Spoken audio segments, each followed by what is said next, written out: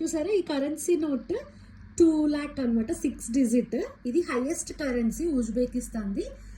So Uzbekistan కరెన్సీని మనం Uzbek Sam అని పిలుస్తూ ఉంటారు.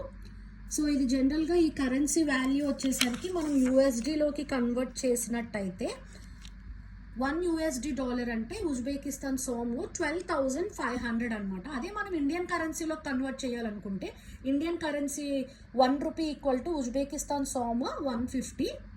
10 రూపీస్ అంటే 1,500. ఇండియన్ కరెన్సీ 100 రూపీస్ అంటే ఉజ్బెకిస్తాన్ సోమ్లో 15,000 అనమాట.